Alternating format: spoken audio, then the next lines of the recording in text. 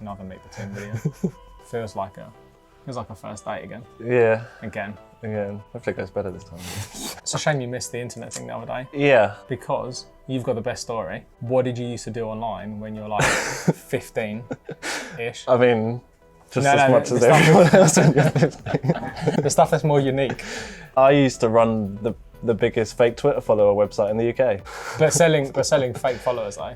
Yeah, that was pretty cool. I think, one of the most, impressive parts of that was I sold Novak Djokovic 500,000 Facebook likes during one of his tournaments. We don't do that, obviously. No. That was where I very much gained a lot of my online marketing experience.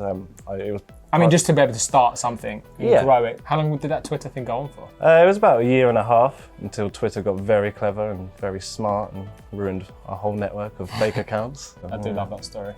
I think me and Ben have been a big factor into getting equipment in the office. Yeah. We've still got the George Foreman. Yeah, the George Foreman which gets used on a daily basis by me and only me. But we did also get a candy floss machine. Yeah, we used that once. I think twice. Popcorn machine. I think I'd done a survey and won an Amazon voucher to buy it, and we still haven't used it. But now, more importantly, what actually does get used, I need to do the math on that. Amount, yeah. Is the coffee machine. It's nearly a kilo a week of beans. At least. Not by Starbucks though. I used to go to Starbucks though. If you remember, I went through a phase of going there a lot. Yeah. And all the people in there are really good. The customer service is insane. Pip, caramel macchiato. I was like, yeah, great, thanks, yeah. Anyway, this guy started working, his name's James. I'd go up to him and he'd be like, don't tell me, John. I was like, no. And he'd be like, what is that? I was like, Pip. And he goes, yep, I know, flat white. I'm like, no, caramel macchiato. I was gonna say that. And he'd never get my name right or anything. And then one day I go in and I'm like, he goes, name?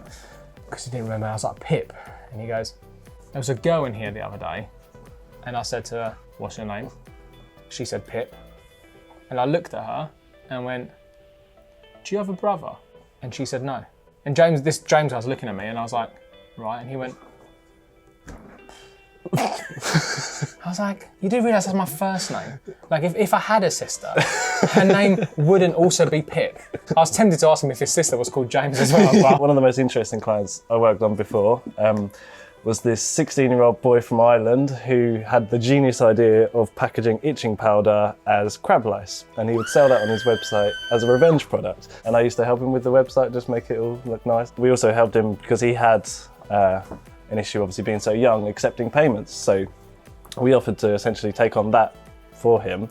And of course, our phone number was on all the receipts and everything. So whenever we'd get angry customers, we'd get the call. And for literally about 4 months straight, we had this drunk girl from like Kansas constantly call us up almost every single night saying, where are my crabs? I want to make my husband itch. And yeah, I mean, the guy was making a lot of money, you know, itching powder 50p. He was charging like $30 for a vial. It was crazy. Everyone probably knows us so much better now. Yeah. Bye.